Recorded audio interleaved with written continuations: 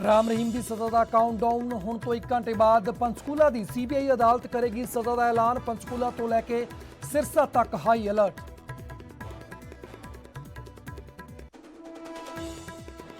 BSF के फैसले ते विधान सभा का विशेष इजलास सदन की तैयारी विच पंजाब सरकार। मुख्यमंत्री चन्नी बोले, केंद्र का फैसला सानू मंजूर नहीं, लोड़ पई तां सारियां पार्टियां नूं नाल लैके बनावांगे रणनीति। बीएसएफ का दायरा वधन ते सीएम अते सुखबीर आमो सामने। चन्नी बोले, दरबार साहिब का जिक्र कर लोकां नूं भड़काउण तो बाज आउण। बादल पहलां भी काले दौर लई अकाली जिम्मेवार।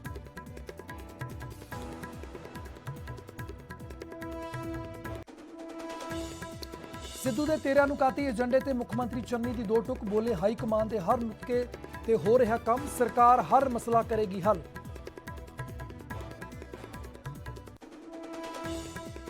चन्नी सरकार ने शहरों के 700 करोड़ के पेंडिंग पानी बिल मुआफ करने का किया ऐलान। पूरे पंजाब में पानी बिल 50 रुपए प्रति महीना फिक्स। पंचायतों के 1168 करोड़ का बिजली बिल भी मुआफ होने तो क्लास डी के कर्मचारियों की होगी रेगूलर भर्ती।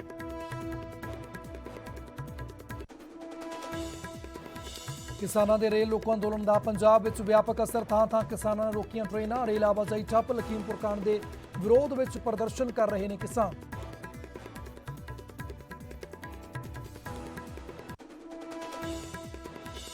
जलंधर में तेज रफ्तार कार ने सड़क पार करदियां दो कुड़ियां नूं मारी टक्कर। एक दी मौके ते ही हुई मौत, दूजी गंभीर जख्मी। सीसीटीवी विच कैद हुई तस्वीरां।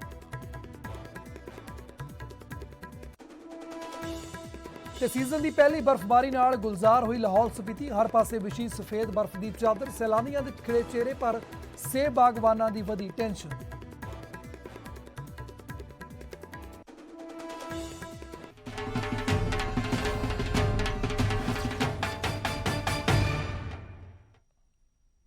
सत श्री अकाल, एक बार फिर तो स्वागत है न्यूज़ 18 पंजाब देख रहे सारे दर्शकों का। मैं हाँ थोड़े नाल भुल्लर जी सिंह ते बुलेटिन दे सब तो पहला गल करते हैं इस वेले दी आ रही वड्डी खबर दी। राम रहीम उत्ते सज़ा का काउंटडाउन शुरू हो चुका है।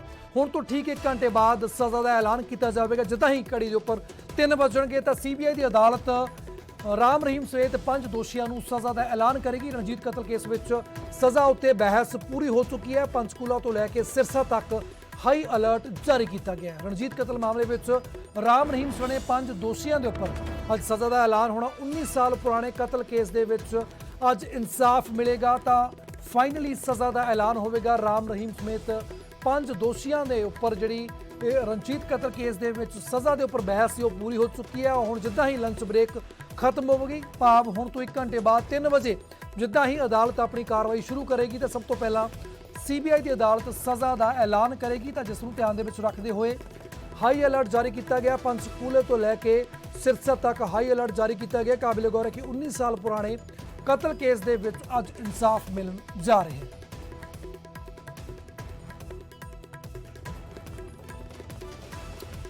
काबिल गौर इस तो पहला 7वीं जोन शोषण मामले में सुनारिया रोहतक की सुनारिया जेल के बंद है राम रहीम। तो अज हुण एक होर जिहड़ा रणजीत कतल केस नूं लैके जिहड़ा अज सीबीआई की अदालत 3 बजे फैसला सुना देगी।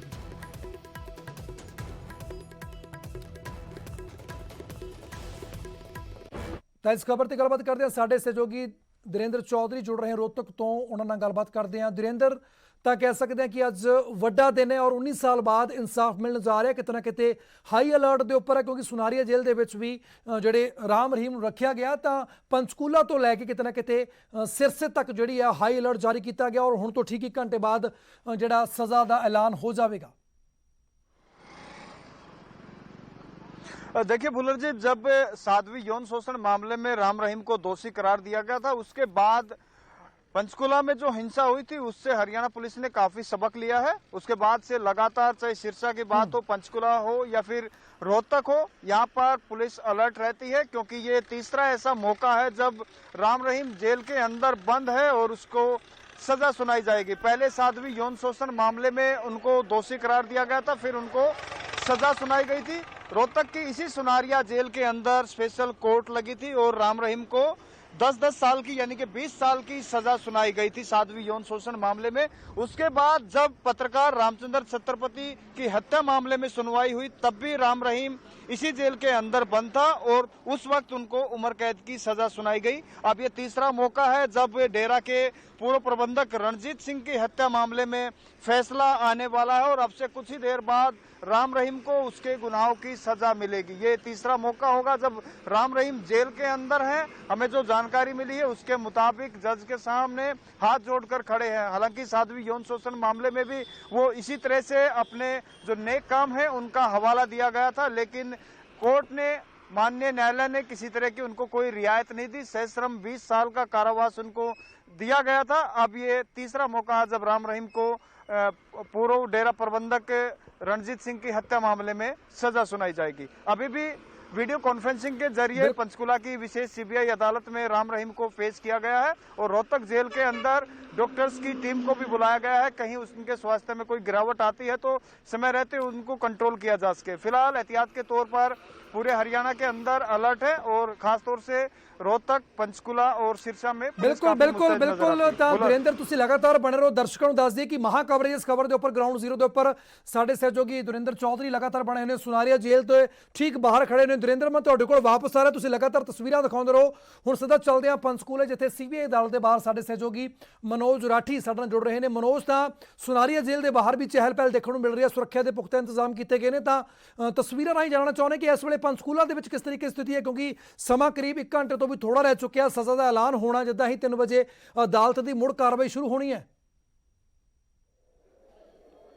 देखो पुलर जे आप गल करिए कि सवेर तो ही अज जी पेशी है ਜਿਹੜੇ ਬਾਕੀ ਐਕਿਊਜ਼ ਨੇ ਉਹ ਕੋਰਟ ਦੇ ਸਾਹਮਣੇ ਪੇਸ਼ ਹੋਏ। ਉਹਨਾਂ ਦੇ ਜਿਹੜੇ ਵਕੀਲ ਨੇ ਉਹਨਾਂ ਵੱਲੋਂ ਕਈ ਦਲੀਲਾਂ ਜਿਹੜੀਆਂ ਉਹ ਰੱਖੀਆਂ ਗਈਆਂ, ਕਿਉਂਕਿ ਜੇ ਪਹਿਲਾਂ ਸੁਣਵਾਈ ਹੋਈ ਸੀ ਉਹਦੇ ਵਿੱਚ ਗੁਰਮੀਤ ਰਾਮ ਰਹੀਮ ਵੱਲੋਂ ਵੀ ਦਲੀਲਾਂ ਦਿੱਤੀ ਗਈ ਸੀ ਤੇ ਅੱਜ ਵੀ ਜਿਹੜੀ ਆਪਾਂ ਗੱਲ ਕਰੀਏ ਵੀਡੀਓ ਕਾਨਫਰੰਸਿੰਗ ਰਾਹੀਂ ਗੁਰਮੀਤ ਰਾਮ ਰਹੀਮ ਹੱਥ ਜੋੜ ਕੇ ਖੜੇ ਦਿਖਾਈ ਦੇ। ਲੇਕਿਨ ਦੂਜੇ ਪਾਸੇ ਜੇ ਆਪਾਂ ਗੱਲ ਕਰੀਏ ਜਿਹੜੀ ਦਲੀਲਾਂ ਸੀਗੀ ਉਹ ਮੁਕੰਮਲ ਹੋ ਚੁੱਕੀ, ਯਾਨੀ ਕਿ ਜਿਹੜੀ ਵੀ ਬਹਿਸ ਸੀਗੀ ਉਹ ਪੂਰੀ ਹੋ ਚੁੱਕੀ ਹੈ ਤੇ ਅਸੀਂ ਕਹਿ ਸਕਦੇ ਹਾਂ ਕਿ ਲੰਚ ਬ੍ਰੇਕ ਤੋਂ ਬਾਅਦ 3 ਵਜੇ ਤੋਂ ਬਾਅਦ ਕਿਸੇ ਵੀ ਸਮੇਂ ਜਿਹੜਾ ਸਜ਼ਾ ਦਾ ਐਲਾਨ ਹੋ ਸਕਦਾ ਹੈ। ਇਹ ਤੀਜੀ ਵਾਰੀ ਹੈ ਰਣਜੀਤ ਮਰਡਰ ਕੇਸ। ਇਸ ਤੋਂ ਪਹਿਲਾਂ ਜੇ ਆਪਾਂ ਗੱਲ ਕਰੀਏ 2 ਵਾਰੀ ਸਾਧਵੀ ਯੌਨ ਸ਼ੋਸ਼ਣ ਦੀ ਗੱਲ ਕਰੀਏ ਜਾਂ ਫਿਰ ਜਰਨਲਿਸਟ ਛਤਰਪਤੀ ਦੀ ਅਸੀਂ ਗੱਲ ਕਰੀਏ, 2 ਕੇਸਿਸ 'ਚ ਉਹ ਆਲਰੇਡੀ ਸਜ਼ਾ ਜਿਹੜਾ ਉਹ ਭੁਗਤ ਰਿਹਾ ਸੁਨਾਰੀਆ ਜੇਲ੍ਹ 'ਚ ਗੁਰਮੀਤ ਰਾਮ ਰਹੀਮ। ਇਹ ਤੀਜਾ ਕੇਸ ਹੈ। ਹਾਲਾਂਕਿ ਇਹ ਤੀਜਾ ਕੇਸ ਹਜੇ ਇਸ ਤੋਂ ਇਲਾਵਾ ਵੀ ਹੋਰ ਵੀ ਕੇਸਿਸ ਨੇ, ਹੋਰ ਵੀ ਕੇਸਿਸ ਜਿਹੜੇ ਪੈਂਡਿੰਗ ਹੈ। ਲੇਕਿਨ ਰਣਜੀਤ ਮਰਡਰ ਸਿੰਘ ਜਿਹੜਾ 2002 10 ਜੁਲਾਈ 2002 'ਚ ਜਿਹੜਾ ਰਣਜੀਤ ਸਿੰਘ ਦਾ ਮਰਡਰ ਹੋਇਆ ਸੀਗਾ, ਡੇਰਾ ਪ੍ਰਬੰਧਕ ਕਮੇਟੀ ਦਾ ਬਹੁਤ ਅਹਿਮ ਮੈਂਬਰ ਸੀਗਾ ਰਣਜੀਤ ਸਿੰਘ, ਜਿਹਦੀ ਮਰਡਰ ਕਰ ਦਿੱਤਾ ਹੈਗਾ। 302 ਜਿਹੜੀ 3 ਧਾਰਾ ਲੱਗੀ ਸੀ, 120 302 ਤੇ ਆਰਮਸ ਐਕਟ, ਇਹਦੇ ਵਿੱਚ ਧਾਰਾ ਜਿਹੜੀ ਹੈ ਜੋੜੀ ਗਈ ਸੀ ਤੇ ਕਈ ਇਨਵੈਸਟੀਗੇਸ਼ਨ ਜੋੜੀ ਗਈ ਸੀਬੀਆਈ ਵੱਲੋਂ। ਕਈ ਜਿਹੜੀ ਇਨਵੈਸਟੀਗੇਸ਼ਨ ਕੀਤੀ ਗਈ, ਖੱਟਾ ਸਿੰਘ ਦਾ ਜਿਹੜਾ ਮੇਨ ਐਵੀਡੈਂਸ ਹੈ ਉਹਦੇ ਵਿੱਚ ਬਿਆਨ ਵੀ ਜਿਹੜਾ ਲਿੱਤਾ ਗਿਆ ਹੈ ਤੇ ਖੱਟਾ ਸਿੰਘ ਦਾ ਇੱਥੇ ਵੀ ਖੱਟਾ ਸਿੰਘ ਸਮੇਤ 3 ਜਿਹੜੇ ਲੋਕਾਂ ਦੇ ਅਹਿਮ ਜਿਹੜੇ ਬਿਆਨ ਹੋਏ ਹੈ, ਕਈ ਵਿਟਨੈਸ ਜਿਹੜੀਆਂ ਕਈ ਪੇਜਾਂ ਦੀ ਜਿਹੜੇ ਉਹਦੇ ਵਿੱਚ ਇਨਵੈਸਟੀਗੇਸ਼ਨ ਹੋਈ ਹੈ, ਕਈ ਬਿਆਨ ਜਿਹੜੇ ਆ ਉਹ ਦਰਜ ਹੋਏ ਤੇ ਹੁਣ ਜਿਹੜਾ ਸਜ਼ਾ ਦਾ ਐਲਾਨ ਹੋਣਾ ਇਸ ਤੋਂ ਪਹਿਲਾਂ ਦੋਸ਼ੀ ਕਰਾਰ ਜਿਹੜਾ ਹੈ ਉਹਨਾਂ ਨੂੰ ਦੇ ਦਿੱਤਾ ਗਿਆ ਤੇ ਤੀਜੀ ਵਾਰੀ ਹੋਏਗੀ ਤੇ ਗੁਰਮੀਤ ਰਾਮ ਰਹੀਮ ਦੀ ਜਿਹੜੀ ਮੁਸ਼ਕਿਲ ਹੈ ਉਹ ਵੱਧ ਸਕਦੀ ਹੈ। ਹੁਣ ਦੇਖਣਾ ਹੋਵੇਗਾ ਕਿਉਂਕਿ ਬਚਾਅ ਪਕਸ਼ ਦੀ ਜਿਹੜੀ ਦਲੀਲਾਂ ਦਿੱਤੀ ਗਈ ਉਹਦੇ ਵਿੱਚ ਕਈ ਉਹਨਾਂ ਦੇ ਜਿਹੜੇ ਵਕੀਲ ਹੈ ਉਹਨਾਂ ਵੱਲੋਂ ਕਈ ਦਲੀਲਾਂ ਦਿੱਤੀ ਗਈ, ਜਿਹਦੇ ਵਿੱਚ ਕਈ ਜਿਹੜੇ ਹੈ ਉਹਨਾਂ ਨੇ ਜਿਹੜੇ ਕੰਮ ਕਰਾਏ ਗਏ ਚੈਰਿਟੀ ਦੇ ਨਾਂ ਤੇ ਕਈ ਚੀਜ਼ਾਂ ਜਿਹੜੀਆਂ ਉਹ ਕਰਾਈ ਗਈ ਗੁਰਮੀਤ ਰਾਮ ਰਹੀਮ ਦੇ ਨਾਲ ਜੁੜ ਕੇ ਕਈ ਚੀਜ਼ਾਂ ਜਿਹੜੀਆਂ ਉਹਨਾਂ ਨੇ ਕੀਤੀ। ਜਿਹੜੇ ਬਚਾਅ ਪਕਸ਼ ਦੇ ਵਕੀਲ ਵੱਲੋਂ ਕਿਹਾ ਗਿਆ, ਗੁਰਮੀਤ ਰਾਮ ਰਹੀਮ ਦੇ ਵਕੀਲ ਵੱਲੋਂ ਵੀ 8 ਪੇਜ ਦਾ ਜਿਹੜਾ ਲੈਟਰ ਹੈ ਉਹ ਦਿੱਤਾ ਗਿਆ ਸੀਗਾ ਤੇ ਅੱਜ ਵੀ ਜਿਹੜੇ ਬਚਾਅ ਪਕਸ਼ ਦੇ ਵਕੀਲ ਹੈ ਉਹਨਾਂ ਵੱਲੋਂ ਵੀ ਕਿਹਾ ਗਿਆ ਕਿ ਸਾਡੇ ਜਿਹੜੇ ਕਲਾਇੰਟਸ ਨੇ ਉਹਨਾਂ ਵੱਲੋਂ ਕਈ ਕੰਮ ਕੀਤੇ ਗਏ, ਉਹਨਾਂ ਨੂੰ ਰਹਿਮ ਦੀ ਜਿਹੜੀ ਹੈ ਉਹ ਜ਼ਰੂਰ ਦਿੱਤੀ ਜਾਏ ਤੇ ਰਾਹਤ ਜੋੜ ਕੇ ਰਾਮ ਰਹੀਮ ਵੀ ਉੱਥੇ ਵੀਡੀਓ ਕਾਨਫਰੰਸਿੰਗ ਰਾਹੀਂ ਖੜੇ ਦਿਖਾਈ ਦੇ। ਲੇਕਿਨ ਦੂਜੇ ਪਾਸੇ ਜੇ ਆਪਾਂ ਗੱਲ ਕਰੀਏ ਸੀਬੀਆਈ ਵੱਲੋਂ ਲਗਾਤਾਰ ਇਹ ਗੱਲ ਕੀਤੀ ਜਾ ਰਹੀ ਹੈ ਕਿ ਸਖਤ ਤੋਂ ਸਖਤ ਜਿਹੜੀ ਕਾਰਵਾਈ ਹੈ, ਸਖਤ ਤੋਂ ਸਖਤ ਜਿਹੜੀ ਸਜ਼ਾ ਹੈ ਉਹ ਦਿੱਤੀ ਜਾਵੇ ਤੇ ਥੋੜੀ ਦੇਰ ਤੱਕ ਅਸੀਂ ਕਹਿ ਸਕਦੇ ਹਾਂ ਪੁਲਰ ਇਹ ਜਿਹੜਾ ਸਜ਼ਾ ਦਾ ਐਲਾਨ ਹੋ ਸਕਦਾ ਹੈ ਤੇ ਅਹਿਮ ਕਹਿ ਸਕਦੇ ਹਾਂ ਕਿ ਅੱਜ ਅਹਿਮ ਦਿਨ ਹੈ ਗੁਰਮੀਤ ਰਾਮ ਰਹੀਮ ਨੂੰ ਲੈ ਕੇ। ਤੇ ਦੂਜੇ ਪਾਸੇ ਜੇ ਆਪਾਂ ਗੱਲ ਕਰੀਏ ਸੁਨਹਿਰੀਆ ਜੇਲ੍ਹ ਦੀ ਵੀ ਬਾਹਰ ਜਿਹੜੀ ਹੈ ਉੱਥੇ ਵੀ ਫੋਰਸਿਸ ਹੈ। ਸਿਰਸਾ ਦੀ ਅਸੀਂ ਗੱਲ ਕਰੀਏ ਉੱਥੇ ਵੀ ਜਿਹੜੀ ਫੋਰਸਿਸ ਲਾਏ ਗਏ ਲਾਅ ਐਂਡ ਆਰਡਰ ਕਿਸੇ ਵੀ ਤਰ੍ਹਾਂ ਦਾ ਬ੍ਰੇਕ ਨਾ ਹੋਵੇ। ਬਿਲਕੁਲ ਤਾਂ ਲਾਅ ਐਂਡ ਆਰਡਰ ਨੂੰ ਮੇਨਟੇਨ ਰੱਖਣ ਦੀ ਕੋਸ਼ਿਸ਼ ਕੀਤੀ ਗਈ ਹੈ। ਮਨੋਜ ਤੋਂ ਲਗਾਤਾਰ ਤੁਸੀਂ ਤਸਵੀਰਾਂ ਸਾਨੂੰ ਦਿਖਾਉਂਦੇ ਰਹੋ ਅਦਾਲਤ ਦੇ ਬਾਹਰ ਕਿਸ ਤਰੀਕੇ ਦੀਆਂ ਜਿਹੜੀਆਂ ਨੇ ਉਹ ਤਸਵੀਰਾਂ ਬਣੀਆਂ। ਲਗਾਤਾਰ ਸਾਡੇ ਸਹਿਯੋਗੀ ਦਰਿੰਦਰ ਵੀ ਬਣੇ ਹੋਏ ਨੇ ਗਰਾਊਂਡ ਜ਼ੀਰੋ ਤੋਂ ਸੁਨਾਰੀ ਜੇਲ੍ਹ ਤੋਂ ਬਾਹਰ ਤੋਂ ਸਾਡੇ ਨਾਲ ਇਸ ਵੇਲੇ ਲਗਾਤਾਰ ਪਲ ਪਲ ਦੀ ਅਪਡੇਟ ਤੁਹਾਨੂੰ ਦੇ ਰਹੇ ਹਾਂ। ਮਨੋਜ ਥੋੜੀ ਦੇਰ ਬਾਅਦ ਫਿਰ ਤੁਹਾਡੇ ਕੋਲ ਆਵਾਂਗੇ। ਅਸੀਂ ਤਾਂ ਸਿੱਧਾ ਚੱਲਦੇ ਹਾਂ ਹੁਣ ਸਾਡੇ ਨਾਲ ਇਸ ਵੇਲੇ ਖੱਟਾ ਸਿੰਘ ਜੁੜ ਰਹੇ ਨੇ ਫੋਨ ਲਾਈਨ ਦੇ ਉੱਪਰ। ਖੱਟਾ ਜੀ ਸਵਾਗਤ ਹੈ ਨਿਊਜ਼ 18 ਪੰਜਾਬ ਦੇ ਉੱਪਰ। ਤਾਂ ਕੀ ਲੱਗ ਰਿਹਾ 19 ਸਾਲ ਤੋਂ ਬਾਅਦ 2002 ਦੇ ਵਿੱਚ ਜਿਹੜਾ ਮਰਡਰ ਕੀਤਾ ਗਿਆ ਸੀ ਰਣਜੀਤ ਕਤਲ ਮਾਮਲੇ ਦੇ ਵਿੱਚ ਅੱਜ ਅਹਿਮ ਸੁਣਵਾਈ ਦੇ ਉੱਪਰ ਬਹਿਸ ਹੋ ਚੁੱਕੀ ਆ। ਹੁਣ ਸਿਰਫ ਫੈਸਲਾ ਆਉਣਾ ਔਰ ਕਰੀਬ 45 ਮਿੰਟ ਦਾ 45 ਤੋਂ 50 ਮਿੰਟ ਦਾ ਸਮਾਂ ਬਾਕੀ ਰਹਿ ਚੁੱਕਿਆ ਹੈ। ਹਾਂਜੀ ਹਾਂਜੀ, ਉਹ ਬਹੁਤ ਖੁਸ਼ੀ ਹੈ ਜੀ। ਆਪਣੇ ਰਣਜੀਤ ਸਿੰਘ ਦੇ ਪਰਿਵਾਰ ਨੂੰ ਅੱਜ ਉਹ ਨਿਆਂ ਦੀ ਬਹੁਤ ਆਪਣੀ ਉਮੀਦ ਸੀਗੀ। ਅੱਜ ਉਹਨਾਂ ਨੂੰ ਹੌਸਲਾ ਆਊਗਾ। ਉਹਨਾਂ ਦੇ ਨੌਜਵਾਨ ਮੁੰਡਾ ਬੱਚਾ ਰਣਜੀਤ ਸਿੰਘ ਨੂੰ ਮਾਰ ਦਿੱਤਾ ਗਿਆ ਸੀ, ਅੱਜ ਉਹਦਾ ਫੈਸਲਾ ਆ ਰਿਹਾ। ਬਹੁਤ ਖੁਸ਼ੀ ਦੀ ਗੱਲ ਹੈ। ਹਾਂਜੀ, ਕੀ ਲੱਗਦਾ ਜਿਸ ਤਰੀਕੇ ਦੇ ਨਾਲ ਰਾਮ ਰਹੀਮ ਦੇ ਵਕੀਲ ਦੇ ਵੱਲੋਂ ਤਰਕ ਦਿੱਤੇ ਜਾ ਰਹੇ ਨੇ, ਦਇਆ ਦੀ ਅਪੀਲ ਕੀਤੀ ਜਾ ਰਹੀ ਹੈ, ਕੀ ਲੱਗਦਾ ਕਿਸ ਹੱਦ ਤੱਕ ਸਹੀ ਲੱਗ ਰਹੀ ਹੈ ਤੁਹਾਨੂੰ ਇਹ? ਹਾਲਾਂਕਿ ਸੀਬੀਆਈ ਨੇ ਸਾਫ਼ ਕਰਦਾ ਕਿ ਸਖਤੀ ਦੇ ਨਾਲ ਜਿਹੜਾ ਉਹ ਡਿਸੀਜਨ ਲਿਆ ਜਾਣਾ, ਕਿਸੇ ਵੀ ਤਰੀਕੇ ਦੀ ਕੋਈ ਰਿਆਇਤ ਨਹੀਂ ਰੱਖੀ ਜਾਣੀ। ਰਹਿਤ ਹੋਣੀ ਵੀ ਨਹੀਂ ਚਾਹੀਦੀ, ਕਿਉਂਕਿ ਅਕਸਰ ਜਿਹੜੇ ਚੰਗੇ ਕੰਮ ਕਰਨਾ, ਇਹਦਾ ਮਤਲਬ ਇਹ ਤਾਂ ਨਹੀਂ ਕਿ ਜਿਹਨੂੰ ਮਰਜ਼ੀ ਮਾਰ ਦਿਓ, ਜਿਹਨੂੰ ਮਰਜ਼ੀ ਜਿੱਥੇ ਮਰਜ਼ੀ ਕਰ ਦਿਓ ਤੇ ਉਸ ਤੋਂ ਬਾਅਦ ਚੰਗੇ ਕੰਮ ਕਰੋ। ਇਹ ਕੋਈ ਚੰਗਾ ਥੋੜਾ ਹੀ ਕੰਮ। ਇੱਕ ਅਕਸਰ ਨੌਜਵਾਨ ਮੁੰਡਾ ਸੀਗਾ ਵਿਚਾਰਾ ਰਣਜੀਤ ਸਿੰਘ, ਉਹਦੇ ਘਰ ਦੇ ਬੱਚੇ ਛੋਟੇ ਛੋਟੇ ਸੀਗੇ, ਉਹਦਾ ਅੱਜ ਇਨਸਾਫ ਮਿਲ ਰਿਹਾ ਹੈ। ਤੇ ਇਸ ਕਰਕੇ ਜੇ ਚੰਗੇ ਕੰਮ ਕਰਨੇ ਤਾਂ ਚੰਗੇ ਕਰੋ। ਅਸੀਂ ਇਹ ਨਹੀਂ ਕਹਿੰਦੇ ਨਾ ਕਰੋ, ਪਰ ਇਹਦਾ ਮਤਲਬ ਥੋੜਾ ਹੀ ਪਹਿਲਾਂ ਮਰਡਰ ਕਰਾ ਦਿਓ, ਲੜਕੀ ਨਾਲ ਬਲਾਤਕਾਰ ਕਰੋ, ਫਿਰ ਉਦੋਂ ਬਾਅਦ ਚੰਗੇ ਕੰਮ ਕਰੋ ਕੋਰਟਾਂ ਨੂੰ ਦਿਖਾਉਣ ਵਾਸਤੇ ਵੀ ਅਸੀਂ ਚੰਗੇ ਕੰਮ ਕਰਦੇ ਹਾਂ। ਤੇ ਜਿਹੜੇ ਮਾਰਤੇ ਰਣਜੀਤ ਸਿੰਘ ਪੱਤਰਕਾਰ, ਉਹਨਾਂ ਨੂੰ ਮਾਰਿਆ ਤੇ ਉਹਨਾਂ ਦਾ ਕੋਈ ਮੁੱਲ ਨਹੀਂ ਵਿਚਾਰਾਂ ਦਾ, ਉਹਨਾਂ ਦੀ ਕੋਈ ਜ਼ਿੰਦਗੀ ਨਹੀਂ ਸੀਗੀ। ਠੀਕ ਹੈ ਖੱਟਾ ਸਿੰਘ ਜੀ, ਬਹੁਤ ਬਹੁਤ ਧੰਨਵਾਦ। ਆਏ ਸਨ ਖੱਟਾ ਸਿੰਘ ਜਿਹੜੇ ਕਿ ਮੁੱਖ ਗਵਾਹ ਨੇ ਜਿਹੜੇ ਇਸ ਕੇਸ ਨੂੰ ਲੈ ਕੇ। ਉਹਨਾਂ ਦੇ ਵੱਲੋਂ ਵੀ ਕਿਹਾ ਜਾ ਰਿਹਾ ਕਿ ਇਹ ਕਿਤੇ ਦਾ ਵੀ ਤਰਕ ਨਹੀਂ ਕਿ ਪਹਿਲਾਂ ਤੁਸੀਂ ਚੰਗੇ ਕੰਮ ਕਰੋ, ਉਸ ਤੋਂ ਬਾਅਦ ਕਤਲ ਕਰ ਦਿਓ ਤੇ ਫਿਰ ਦਇਆ ਦੀ ਜਾਂਚ ਕਰੋ। ਤਾਂ ਸੀਬੀਆਈ ਦੇ ਵੱਲੋਂ ਵੀ ਅੱਜ ਜਿਹੜਾ ਹੈ ਬੇਬਾਕੀ ਦੇ ਨਾਲ ਫੈਸਲਾ ਲਿਆ ਜਾਣਾ। ਤਾਂ ਲਗਾਤਾਰ ਸਾਡੇ ਸਹਿਯੋਗੀ ਵੀ ਬਣੇ ਹੋਏ ਨੇ, ਲਗਾਤਾਰ ਪਲ ਪਲ ਅਪਡੇਟ ਕਰ ਰਹੇ ਹਾਂ ਅਸੀਂ। ਮਨੋਜ ਰਾਠੀ ਸਾਡੇ ਸਹਿਯੋਗੀ, ਇੱਕ ਵਾਰ ਫਿਰ ਤੋਂ ਦੱਸ ਦਈਏ ਕਿ ਅਸੀਂ ਪੰਚਕੂਲਾ ਦੀ ਸੀਬੀਆਈ ਅਦਾਲਤ ਦੇ ਬਾਹਰ ਖੜ੍ਹੇ ਨੇ, ਔਰ ਇੱਕ ਵਾਰ ਫਿਰ ਤੋਂ ਚੱਲਦੇ ਤੁਹਾਨੂੰ ਲੈ ਕੇ ਰੋਹਤਕ, ਜਿੱਥੇ ਸੁਨਾਰੀ ਜੇਲ੍ਹ ਦੇ ਬਾਹਰ ਸਾਡੇ ਸਹਿਯੋਗੀ ਦਰਿੰਦਰ ਚੌਧਰੀ ਬਣੇ ਨੇ। ਦਰਿੰਦਰ, ਤਾਂ ਸੁਰੱਖਿਆ ਦੇ ਲਿਹਾਜ਼ ਦੇ ਨਾਲ, ਕਿਉਂਕਿ ਜਿਸ ਤਰੀਕੇ ਦੇ ਨਾਲ ਪੰਚਕੂਲਾ ਤੋਂ ਲੈ ਕੇ ਸਿਰਸੇ ਤੱਕ ਜਿਹੜਾ ਹਾਈ ਅਲਰਟ ਜਾਰੀ ਕੀਤਾ ਹੋਇਆ, ਤਾਂ ਸੁਨਾਰੀ ਜੇਲ੍ਹ ਦੇ ਬਾਹਰ ਕਿਸ ਤਰੀਕੇ ਦੀ ਚਹਿਲ ਪਹਿਲ ਲੱਗੀ ਔਰ ਸੁਰੱਖਿਆ ਨੂੰ ਕਿਸ ਤਰੀਕੇ ਦੇ ਨਾਲ ਮੇਨਟੇਨ ਰੱਖਿਆ ਜਾ ਰਿਹਾ ਹੈ?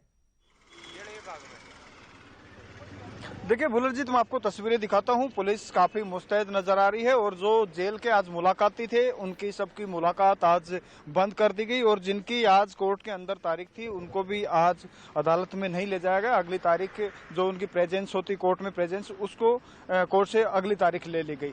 आज काफी मुस्तैद है पुलिस, क्योंकि डेरा के जो अनुयायी हैं, कई बार चाहे पंचकुला की बात हो या फिर सिरसा की बात हो या रोहतक की बात हो, तो राम रहीम जेल के अंदर हैं, तो इनके अंदर एक इस तरह का इनकी भावना कह सकते हैं कि वो यहाँ आसपास कई बार देखे गए हैं और यहाँ से हाथ जोड़कर भी निकलते हैं। इसलिए हर किसी व्यक्ति की यहाँ पर पूछताछ की जा रही है, बाकायदा उनकी आइडेंटिटी चेक की जा रही है कि वो इस जेल परिसर के अंदर काम करने वाले किसी मुलाजिम मेंबर है या कोई मुलाजिम है या फिर यहाँ पर एक IIM।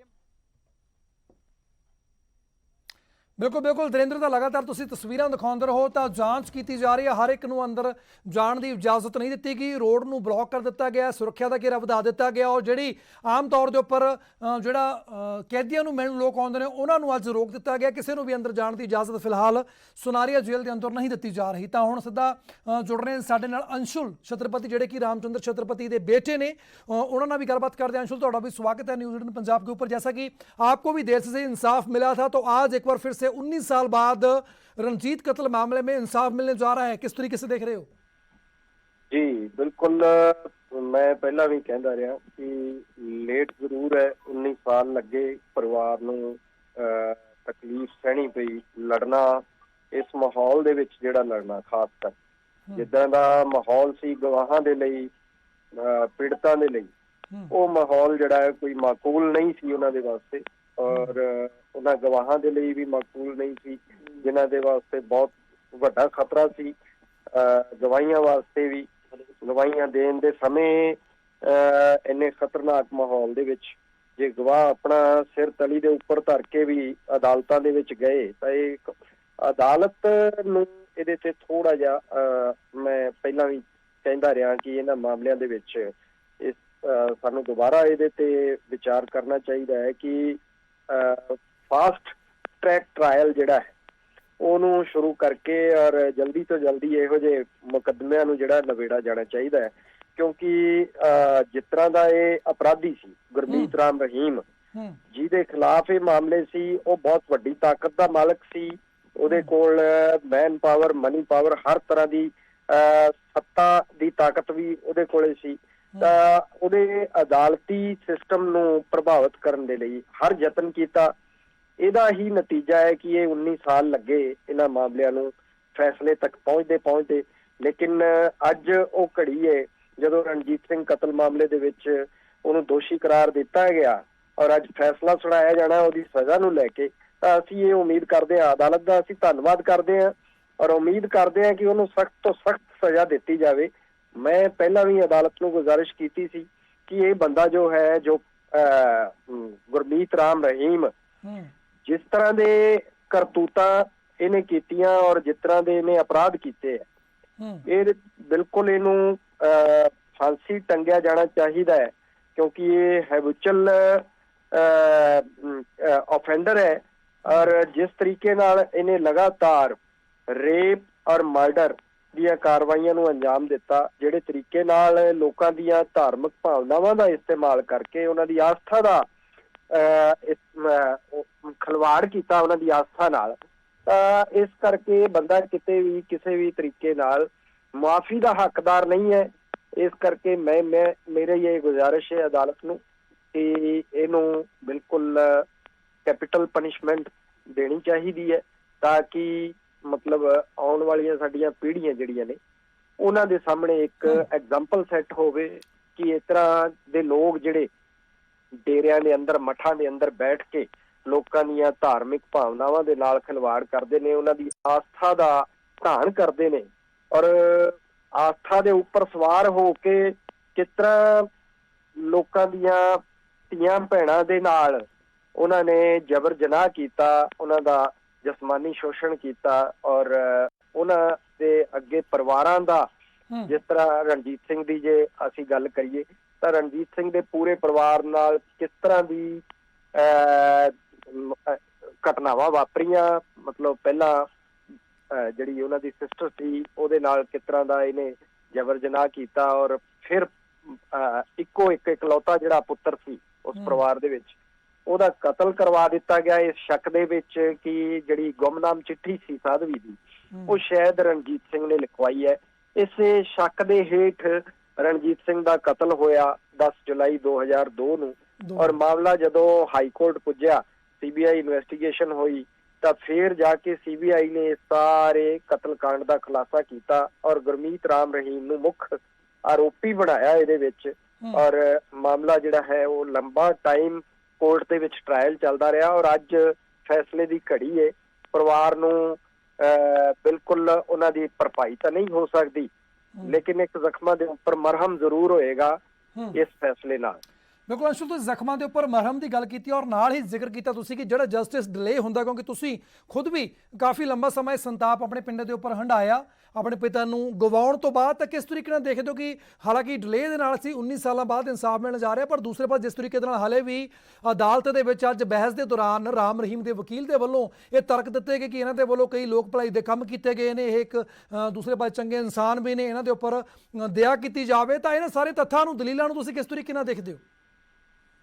ਦੇਖੋ ਜੀ, ਸਭ ਤੋਂ ਪਹਿਲਾਂ ਤਾਂ ਮੈਂ ਸਾਡੀ ਨਿਆਂਪਾਲਿਕਾ ਵੀ ਵਾਰ-ਵਾਰ ਕਹਿੰਦੀ ਰਹਿੰਦੀ ਹੈ ਔਰ ਅਸੀਂ ਸੁਣਦੇ ਰਹਿੰਦੇ ਹਾਂ ਕਿ justice delayed is justice denied. ਤਾਂ ਬਿਲਕੁਲ ਇਸ ਗੱਲ ਦੇ ਵਿੱਚ ਕੋਈ ਦੋ ਰਾਏ ਨਹੀਂ ਕਿ ਜਿਹੜੇ ਪਰਿਵਾਰ ਇਹੋ ਜਿਹੇ ਮਾਹੌਲ ਦੇ ਵਿੱਚ, ਜਿਨ੍ਹਾਂ ਕੋਲੇ ਮਤਲਬ ਇੰਨੇ ਸੋਰਸਿਸ ਨਹੀਂ ਹੁੰਦੇ ਕਿ ਉਹ ਆਪਣੀ ਲੋਕਲ ਅਦਾਲਤ ਦੇ ਵਿੱਚ ਵੀ ਜਾ ਕੇ ਲੜ ਸਕਣ, ਜਦੋਂ ਉਹਨਾਂ ਨੂੰ ਹਾਈ ਕੋਰਟ ਔਰ ਸੁਪਰੀਮ ਕੋਰਟ ਤੱਕ ਦੇ ਬੂਹੇ ਜਾ ਕੇ ਖੜਕਾਉਣੇ ਪੈਂਦੇ ਨੇ ਔਰ ਬਿਲਕੁਲ ਘੱਟ ਜਿਹੜੇ ਨੇ ਸੰਸਾਧਨ ਹੁੰਦੇ ਨੇ, ਉਹਦੇ ਬਾਵਜੂਦ ਮਤਲਬ ਇੰਨੇ ਵੱਡੇ ਜਿਹੜਾ ਸਾਮਰਾਜ ਹੈ ਉਹਦੇ ਨਾਲ ਮੱਥਾ ਲਾਉਣਾ ਇੱਕ ਛੋਟੀ ਗੱਲ ਨਹੀਂ ਹੁੰਦੀ। ਔਰ ਕਿਤੇ ਨਾ ਕਿਤੇ ਜਿਵੇਂ ਜਿਵੇਂ ਸਮਾਂ ਬੀਤਦਾ ਜਾਂਦਾ ਹੈ ਲੋਕ ਹੰਭ ਜਾਂਦੇ ਨੇ ਔਰ ਘਰਾਂ ਨੂੰ ਬੈਠ ਜਾਂਦੇ ਨੇ ਥੱਕ।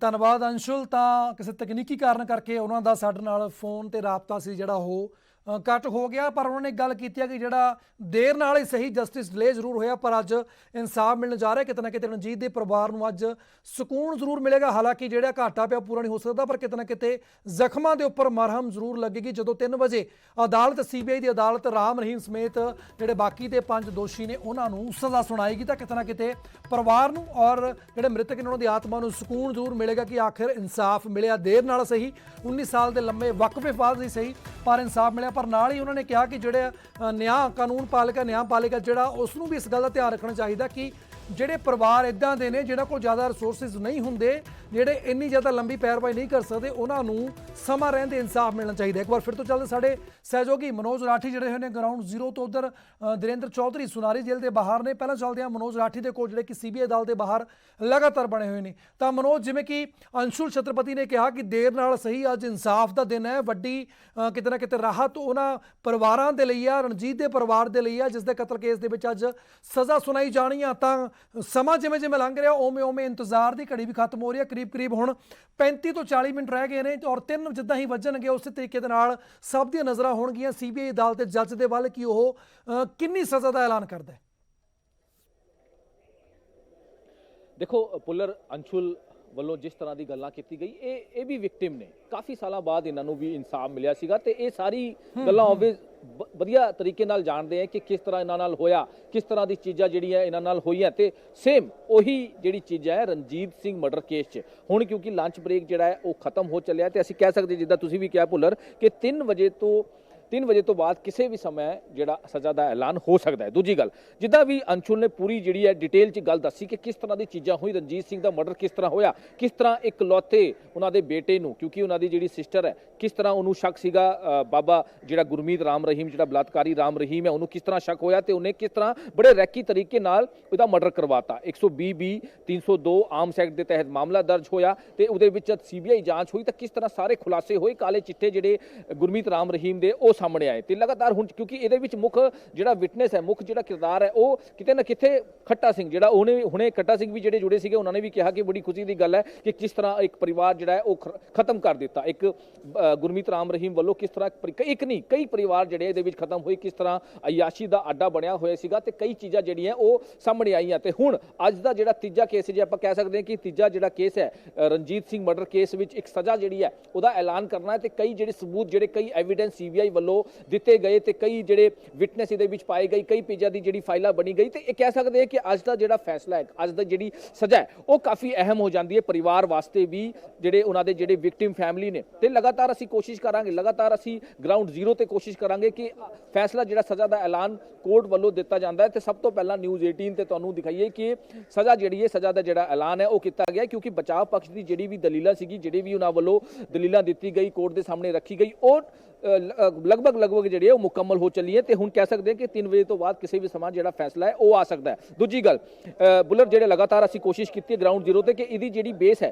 ਕਿਉਂਕਿ ਜਿਹੜੇ ਰਣਜੀਤ ਸਿੰਘ ਦਾ ਜਿਹੜੇ ਪਰਿਵਾਰ ਹੈ ਉਹ ਲਗਾਤਾਰ ਜਿਹੜਾ ਹੈ ਕੋਰਟ ਦੇ ਚੱਕਰ ਜਿਹੜਾ ਮਾਰਦਾ ਰਿਹਾ, ਲਗਾਤਾਰ ਉਹਨਾਂ ਵੱਲੋਂ ਹਾਈ ਕੋਰਟ 'ਚ ਵੀ ਪਟੀਸ਼ਨ ਪਾਈ ਗਈ ਕਿ ਸਾਨੂੰ ਇਨਸਾਫ ਜਿਹੜਾ ਨਹੀਂ ਮਿਲ ਰਿਹਾ। ਉਸ ਤੋਂ ਬਾਅਦ ਦੁਬਾਰਾ ਤੋਂ ਸੀਬੀਆਈ ਦੀ ਜਿਹੜੀ ਜਾਂਚ ਇਨਵੈਸਟੀਗੇਸ਼ਨ ਬੈਠੀ, ਉਸ ਤੋਂ ਬਾਅਦ ਲਗਾਤਾਰ ਜਿਹੜੀ ਹੋਰ ਚੀਜ਼ਾਂ ਹੋਈ, ਖੱਟਾ ਸਿੰਘ ਦਾ ਦੁਬਾਰਾ ਬਿਆਨ ਹੋਇਆ, ਕਈ ਐਵੀਡੈਂਸ ਜਿਹੜੀ ਹੈ ਸੀਬੀਆਈ ਨੂੰ ਮਿਲੇ, ਉਹਦੇ ਵਿੱਚ ਜਿਸ ਤਰ੍ਹਾਂ ਸਾਰਾ ਮੁੱਖ ਜਿਹੜਾ ਜਸਟਿਸ ਦੇ ਵਿੱਚ ਡਿਲੇ ਹੁੰਦੀ ਰਹੀ ਔਰ ਕਿਤੇ ਨਾ ਕਿਤੇ ਜਿਹੜਾ ਮਰਹੂਮ ਪਰਿਵਾਰ ਸੀ ਉਸ ਨੂੰ ਵੀ ਦਿੱਕਤਾਂ ਦਾ ਸਾਹਮਣਾ ਕਰਨਾ ਪਿਆ। ਪਰ ਲਗਾਤਾਰ ਤੁਸੀਂ ਬਣੇ ਰਹੋ, ਤਸਵੀਰਾਂ ਵੀ ਦਿਖਾਉਂਦੇ ਰਹੋ ਸਾਨੂੰ ਕਿਸ ਤਰੀਕੇ ਨਾਲ ਜਿਵੇਂ ਸਮਾਂ ਲੰਘ ਰਿਹਾ, 3 ਵਜਣ ਦੇ ਕਰੀਬ ਜਾ ਰਿਹਾ ਸਮਾਂ, ਤਾਂ ਹਲਚਲ ਵੀ ਅਦਾਲਤ ਦੇ ਬਾਹਰ ਤੇਜ਼ ਹੋ ਰਹੀ ਹੈ। ਇੱਕ ਵਾਰ ਫਿਰ ਤੋਂ ਚੱਲਦੇ ਹਾਂ ਸਾਡੇ ਸਹਿਯੋਗੀ ਰੋਹਤਕ ਚੱਲਦੇ ਹਾਂ ਆਪਾਂ, ਜਿੱਥੇ ਸੁਨਾਰੀ ਜੇਲ੍ਹ ਦੇ ਬਾਹਰ ਬਣੇ ਹੋਏ ਨੇ ਸਾਡੇ ਨਾਲ ਔਰ ਪਲ ਦੀ ਅਪਡੇਟ ਸਾਨੂੰ ਦੇ ਰਹੇ ਨੇ। ਲਗਾਤਾਰ ਦਰਸ਼ਕਾਂ ਨੂੰ ਵੀ ਦੱਸ ਰਹੇ ਹਾਂ ਅਸੀਂ ਕਿ ਪੰਚਕੂਲਾ ਤੋਂ ਲੈ ਕੇ ਸੁਨਾਰੀ ਜੇਲ੍ਹ ਤੋਂ ਲੈ ਕੇ ਸਿਰਸੇ ਤੱਕ ਕਿਸ ਤਰੀਕੇ ਦੇ ਨਾਲ ਹਰ ਇੱਕ ਚੱਪੇ ਦੇ ਉੱਪਰ ਕੀ ਹਲਚਲ ਹੋ ਰਹੀ ਹੈ ਉਹ ਵੀ ਤੁਹਾਨੂੰ ਦੱਸਦੇ ਸਿੱਧੇ ਚੱਲਦੇ ਹਾਂ ਦਰਿੰਦਰ ਦੇ ਕੋਲ। ਦਰਿੰਦਰ, ਤਾਂ ਹਲਚਲ ਤੇਜ਼ ਹੋ ਰਹੀ ਹੈ ਜਿਵੇਂ ਸਮਾਂ ਨੇੜੇ ਆ ਰਿਹਾ ਤਾਂ ਸੀਬੀਆਈ ਦੀ ਅਦਾਲਤ ਪੰਚਕੂਲਾ ਦੇ ਬਾਹਰ ਕਿਤੇ ਨਾ ਕਿਤੇ ਜਿਹੜੀ ਹਲਚਲ ਉਹ ਤੇਜ਼ ਹੋ ਰਹੀ ਹੈ ਤਾਂ ਉਮੀਦ ਲਗਾਈ ਜਾ ਰਹੀ ਹੈ ਕਿ ਉਸੇ ਤਰੀਕੇ ਦੇ ਨਾਲ ਸੁਨਾਰੀਆ ਜੇਲ੍ਹ ਦੇ ਬਾਹਰ ਵੀ ਕਿਤੇ ਨਾ ਕਿਤੇ ਚਹਿਲ ਪਹਿਲ ਔਰ ਜਿਹੜੀ ਹਲਚਲ ਆ ਸੁਰੱਖਿਆ ਦੇ ਲਹਿਜੇ ਦੇ ਨਾਲ ਔਰ ਵੈਸੇ ਵੀ ਕਿਤੇ ਨਾ ਕਿਤੇ ਕਾਫੀ ਜ਼ਿਆਦਾ ਗਰਮਾਹਟ ਹੋਣੀ ਸ਼ੁਰੂ हो गई है। देखिए भुलर, सबसे बड़ी बात तो ये है कि सुनारिया जेल में राम रहीम को क्यों रखा गया। सुनारिया जेल में इसलिए रखा गया क्योंकि यहाँ पर उनके फॉलोअर रोहतक के एरिया में काफी कम है और ये एरिया इतना सेंसिटिव राम रहीम के लिहाज से नहीं है, उनके फॉलोअर के लिहाज से नहीं है। हालांकि जब उनको साध्वी यौन शोषण मामले में सजा सुनाई गई थी तो कई फॉलोअर्स उनके यहाँ तक पहुंचे थे जिनको बाद में पुलिस ने हिरासत में ले लिया।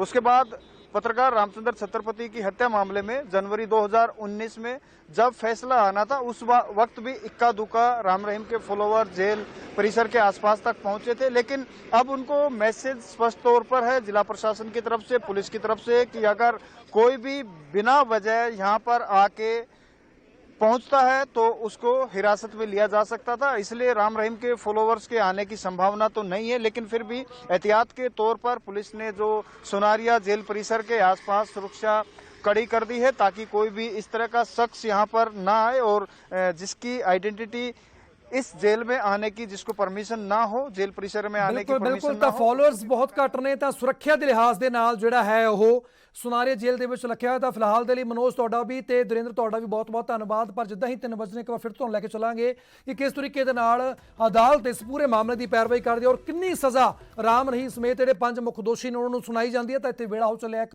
ਛੋਟੇ ਜਿਹੇ ਬ੍ਰੇਕ ਦਾ, ਪਰ ਲਗਾਤਾਰ ਬਣੇ ਹੋਏ ਮਹਾਂ ਕਵਰੇਜ ਦੇ ਉੱਪਰ ਤੁਸੀਂ ਬਣੇ ਰਹੋ ਨਿਊਜ਼ 18 ਪੰਜਾਬ ਦੇ ਨਾਲ।